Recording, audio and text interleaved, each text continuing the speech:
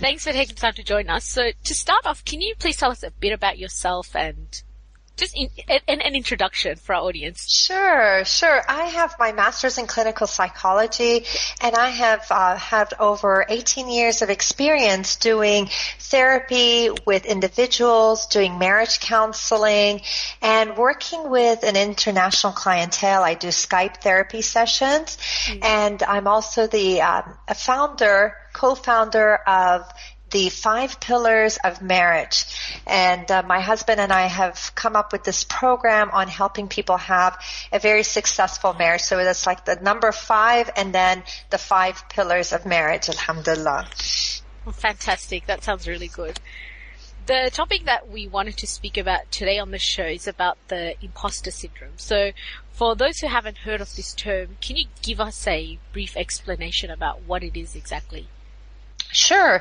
It's a psychological phenomenon in which people are unable to internalize their accomplishments. So they feel a bit inadequate, and it's this feeling of chronic self-doubt and feeling that they are somehow going to be exposed. Okay. So what actually causes someone to feel this way? Is it a result of low self-esteem or a mix of issues? Actually, it's a bit different than having low self-esteem because there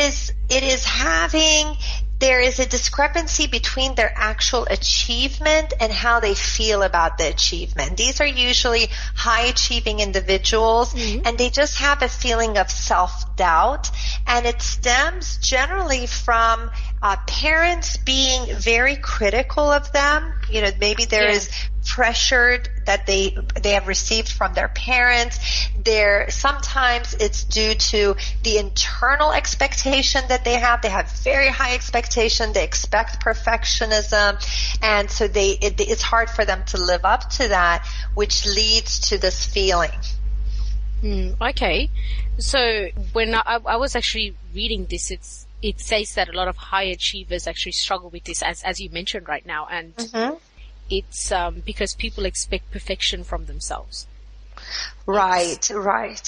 How can someone tackle that perfectionism? I mean, right. Well, what happens is that they don't internalize these individuals. They are high achieving, like you're saying. They're very ambitious, and they have achieved quite a bit, but they haven't internalized their success, and they generally attribute their success to either luck or external events. Now, talking about the perfectionism, generally most people who feel this way do have this sense of being a perfectionist, and this can be really very destructive because there is this very high expectation, and they never feel like they're good enough. And this makes a person feel they always feel inadequate, that they haven't done enough, and they're not good enough, smart enough, talented enough. And so it's really important to set your goals at a reachable state.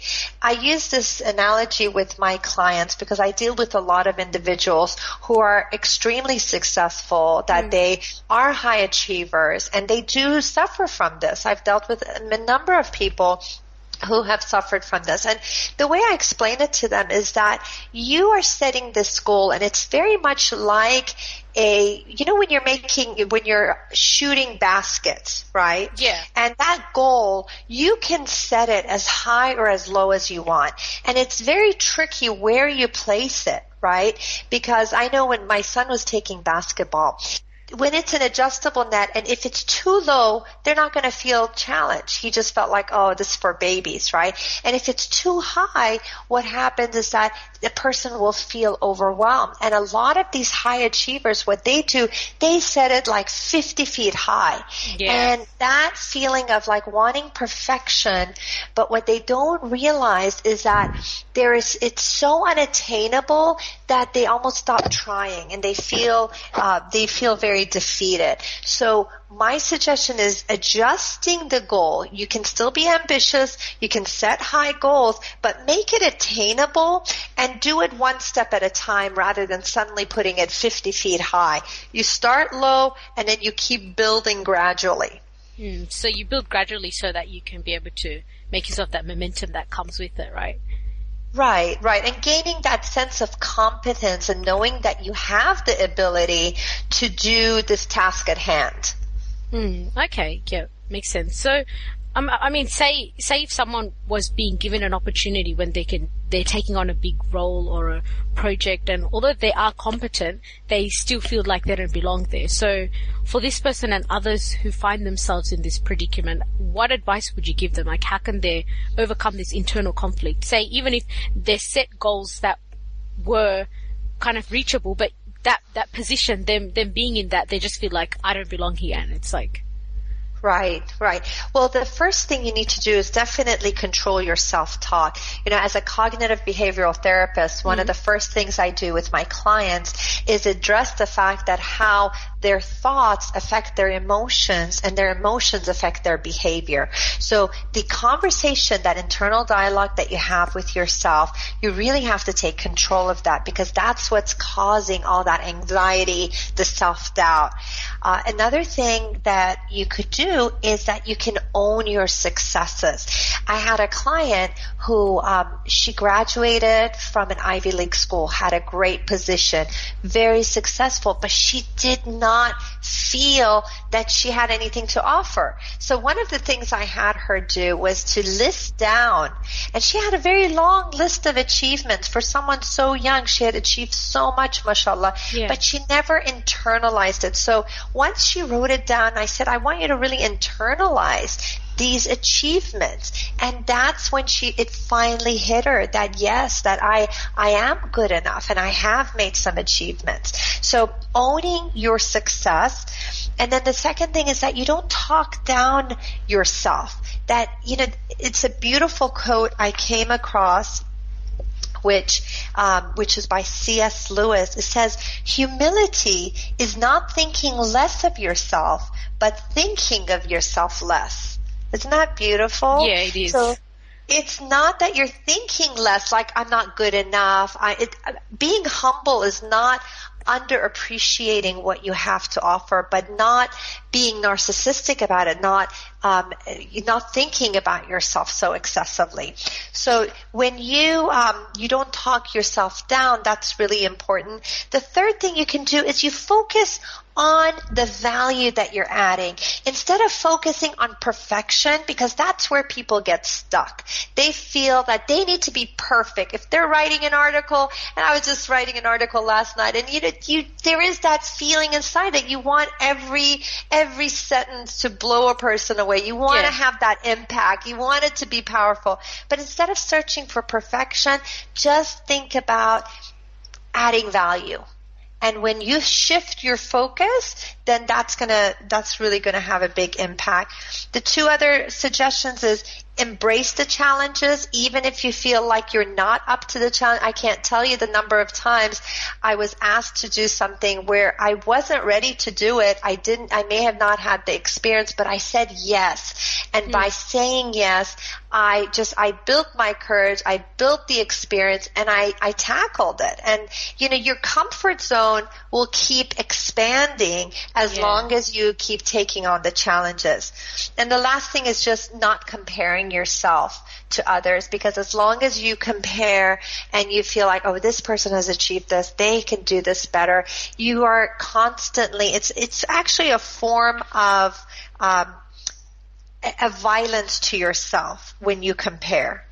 Yeah, that's true. And I think it doesn't help, especially with what we have today with social media and everything. People obviously going to be putting on their best side. So it's like that comparing just gets worse, doesn't it? It does, and it doesn't do really any good. I think the best thing we can do is compare ourselves to, let's say, I can compare myself and compete against myself. I want to be my best. So I want to be better than I was last year. It's not about competing with others and outdoing others. It's about competing with myself and making sure that I'm constantly in that process of self-development, self-improvement, excelling and achieving. That's true. That's true. So on that part when you were saying about owning your successes and internalizing your accomplishments, is it just by listing everything down, or are there more steps to that? Because that actually sounds like one of the ones that you mentioned quite a few times about internalizing accomplishments. Internalizing, yes. Like one client I had, she was a physician. Yeah. She was a business owner, extremely talented and creative. But, she had very low feelings about herself, very low self-esteem, didn't feel like she was accomplished. So it is about not just writing it down, but feeling that sense of accomplishment, allowing yourself to feel good. I think there's a lot of guilt associated to a feeling. A lot of people shy away from feeling proud, and it's not about the pride that will make you arrogant, but it is about gaining that sense of confidence, right? So there's a difference between confidence and arrogance. Confidence is that you believe in your abilities, versus arrogance, you feel you are better than others, right? So there's nothing wrong with having that feeling of self-confidence and knowing that you're capable.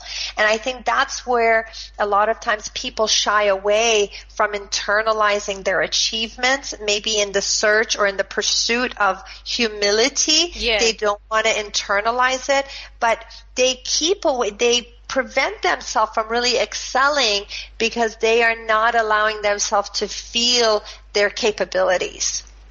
So they don't take the time to sit down to internalize what they have done, and in order to motivate them to keep stepping up in their life. Right. And another important aspect is having that internal validation. I think individuals who get stuck in the imposter syndrome, they're so focused on other people's acceptance. It's all about external validation. If people say I'm okay, then I'm okay. If others, they validate me, then I am okay. But what we need to do is take that and try to become more focused with internal validation. We need to be able to feel that, I'm doing the right thing. Allah is pleased with me. This is what I'm doing, and it is good. I'm adding value. And you're not so concerned about other people's view of you or their acceptance, and having more focus on self-acceptance, where you accept yourself, whether that's your strengths and your weaknesses, right? You have to accept yourself as a package deal, and that will definitely help with this. So one of the things that you mentioned with regards to strategies on how to overcome that internal conflict you feel when you're feeling like a fraud, or you feel like, okay, you don't belong in that position. I wanted to know that the thing you mentioned about providing value instead of perfectionism. So would you be able to give us an example? Like, say someone is like, how do they know that they're providing value? I mean, how does that look like, pretty much? Okay. All right. Well, you can see whatever it is that you're doing, like the example I gave about writing an article, right? So how do you know it's enough? Like when you're in the process of actually writing the article. As far as while you're writing it, you need to, it's got kind of that gut feeling of knowing that you are giving its haqq, right? You are giving it its due right. And I think that feeling of ihsan, right? That feeling of, I want to do things as if Allah is watching me, and having that feeling of completion where you do your best, but it's not about attaining perfection, but it's just about, I have given this the right amount of time. And I think we all get that feeling where we know when we're cutting corners, when we're kind of slapping something together, versus when really put the time and effort to do the research and, get the verses and just make it really good and complete, right? Now, what happens with the imposter syndrome, they have one of two extremes, the way that they deal with it. Either they over prepare, so they are spending hours and hours excessively in preparing for the task at hand, or they procrastinate to the very last minute, and that way they can't feel liable for the fact that they don't do a very good job. So it can go both ways. And I think, like the Prophet ﷺ has taught us to be in the middle, right? Follow the middle path. We don't want to be in any of these extremes of either spending hours and hours preparing for something that is coming up. And I know that I fell into that initially when I had conferences, and I stretched out my comfort zone because suddenly I was talking to a few hundred people. I was asked to speak in front of like a few thousand people. And I got myself so involved with preparing and just excessively preparing, right? And that's something I recognize in myself, and I realize that, I don't need to spend this amount of time. And I cut it down, and it gave me so much more peace. I think my family appreciated that so much more, right? Because I wasn't taking away time from them. And so I think that it really helps to not overly, not to be excessive in your preparation, and not just putting it for the last minute, and having that contentment in your heart that you have done what is expected, and not trying to reach a perfection. I don't know if that answers your question, because it's a little bit tricky to recognize whether, it's a little bit tricky to find that line between doing your best and then aiming for an unattainable perfectionism. Yeah, that actually makes sense because, ultimately, whenever we're doing something, we know when we kind of gave it a half effort and when we really did try our best. So it does exactly. Make that gut you feeling. know deep down inside. And I knew when I was preparing, and I was overly preparing, like I had a lecture in Malaysia, and I know I went overboard in the preparation. My husband told me so, right? And I knew that it was just more than I needed to. And it's just, we have that gut instinct, and then once you start listening to your gut and you start following it, then it decreases the self-doubt as well, right? Because this is a disorder, right? It's a disorder of self-doubt. And so the more you start listening to yourself and following your gut, then that's going to give you that level of confidence and competence that you need, and it'll lower your that imposter syndrome. True. Well, one of the things that you also mentioned was how there's that thing about internal validation, about how when someone they feel that they're a fraud and everything, because their whole validation just it depends on other people's acceptance and what other people think. And I really like for you to put the spotlight on the reality of do other people really sit there and think about our mess ups? That's the question. That is a good point, isn't it? No one really cares. Yeah, no one really cares. I think everyone is so self-consumed. Yeah. And this is what I try to tell this to my clients when they are they become so obsessed about what does he think and what does she think. And I said, you know what? I hate to break it to you, but they're not thinking about you, right? Everyone is consumed with their own life, their own achievements, their own failures, right? And even if you do make a mistake, I think that it's all about how you define success and failure, right? And generally, people define success as achievement and, gaining, maybe whether it's material wealth or possessions or status. But if you start defining success as the ability to learn, then anything that happens to you is, you're a success. Yeah. Even if you fail at a job and you learn what you did wrong, or your business failed and you learn that how to invest your money or what you need to do, then you're still a success. And failure is the inability to learn, rather than thinking it's not being able to achieve your goal, because I can't tell you the number of people who beat themselves up because they have not been able to achieve the goal that they wanted. Yeah. And they get stuck in that. They can't get over it. So if you start looking at failure as the inability to learn. So if you can't learn from this incident, then that is failure. Yeah. Not the fact that you failed your class, or you failed at your business, or you failed in your marriage. All of these are learning opportunities, and you can become a better person from these experiences. Yeah, that's true. Because they say the best like learning lessons are your own experiences. Yes. And then, when we do make a mistake, we learn it, right? It becomes such a part of us. And so we shouldn't be afraid of making mistakes. And I think part of this imposter syndrome is that fear of failure. Because their aim, they've put that basketball net so high, it's 70 feet high, and they want perfection, and they're so afraid. They're standing there with the ball in their hand, and they're so afraid that they're not going to make the basket, right? Yeah. So we need to be able to be okay if we don't make the basket, even if you try. I mean, I think there's something on Michael Jordan, the number of shots that he missed, and the fact that he wasn't even chosen on the basketball team in high school. Oh, wow. Right? Yeah. And so we can't be afraid of that.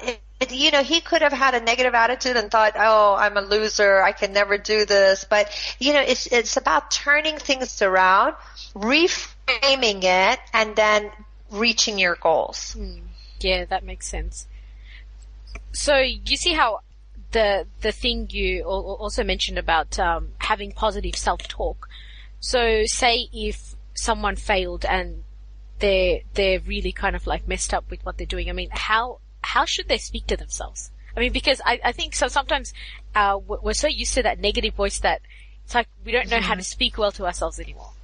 I know. This is such a phenomenon, and people are unaware of it. I mean, majority of the clients that I have, that's one of the first things I teach them, and they're very unaware, and they don't recognize how much it's destroying their life and their emotions and their relationship. So it's about, first of all, you have to recognize that you do have this internal self-talk. And the first week of therapy, I tell them just to recognize the negative self-talk, because we're talking somewhere about 400 or 500 words a minute, and 85% of what we're saying is negative. So how is that going to affect us? Yeah. Obviously, it's going to affect us in a negative way. So when you become aware of that internal dialogue and you start taking control of it, I guarantee your mood will change, your achievement level will change, and your relationship. So it is really key to hone in on this self-talk.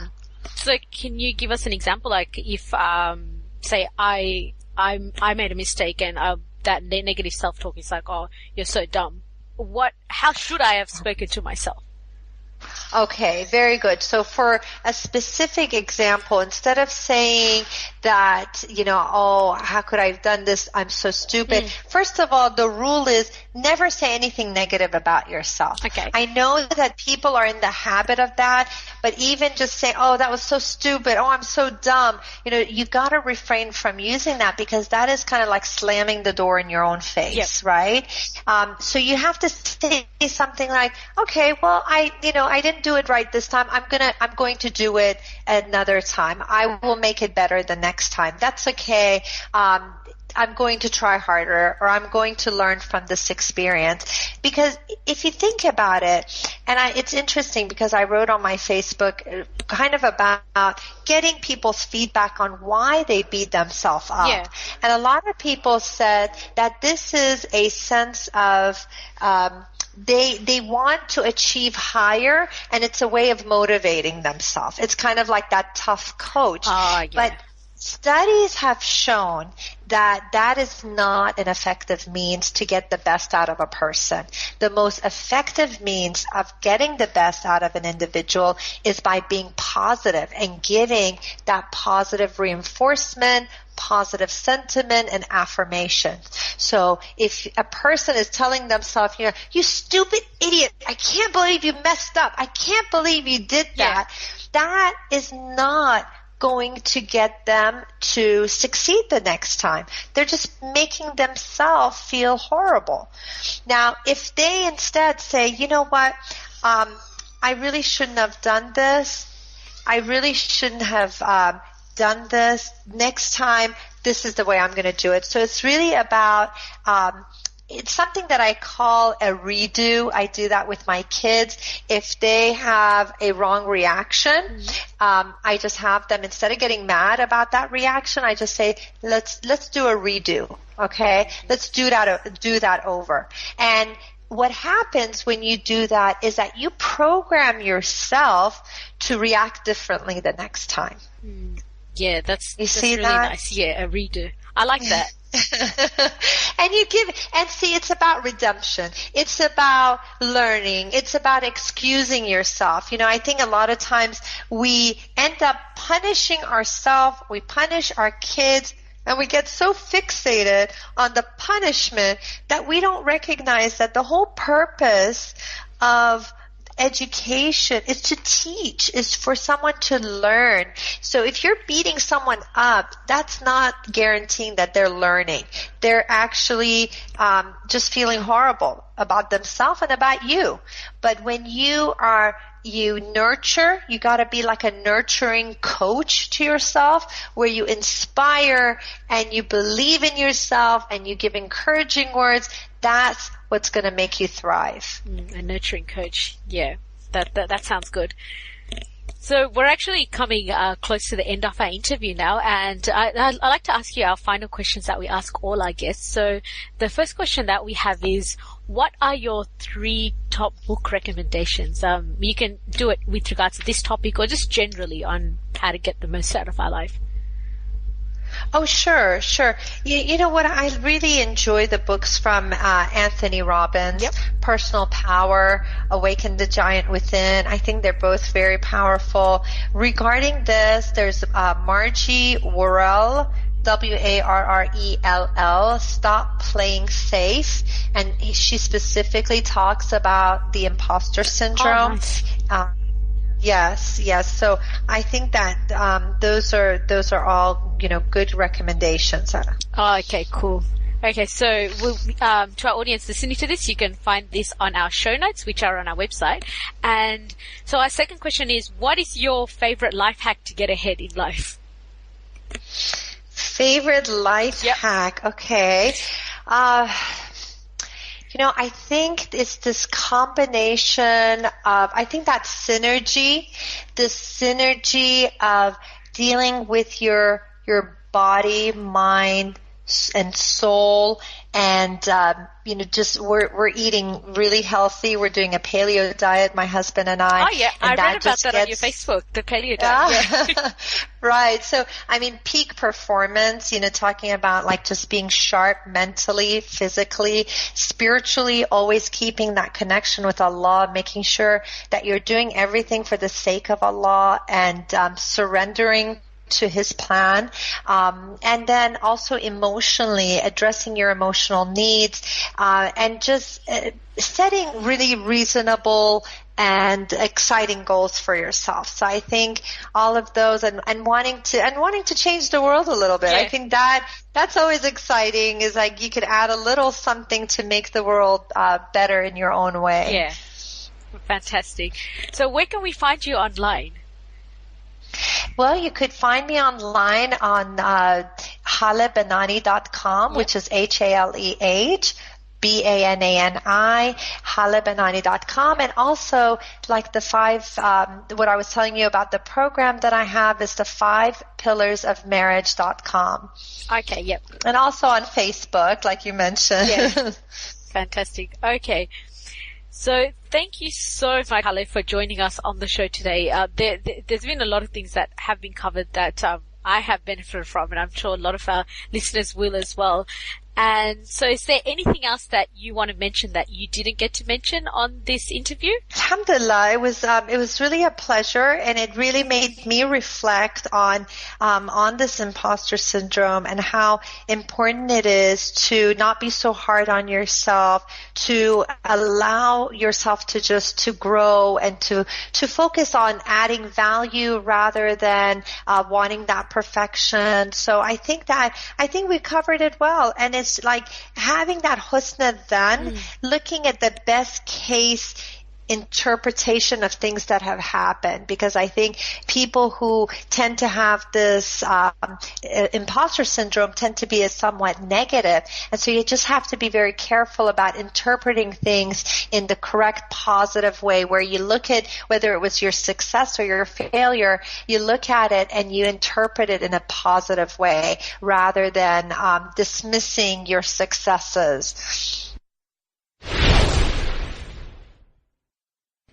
So there you have it, the interview with Haleh Banani. One thing that stood out for me in this interview was the reality check about other people, whether they really sit there thinking about our stuff-ups. They don't. People don't really care. I mean, sorry if that kind of hurt you, but if you don't believe me, then think about how many times you sit there thinking about the mistakes of others. I mean, seriously, do you really sit there thinking about how that lecturer said too many times, or how there was a typo in someone's Facebook post? Oh my God. I mean, if you do, then it's a bit worrying, but it also reminded me about this article I was reading. It was a success story about someone putting themselves out there and succeeding in the online business space.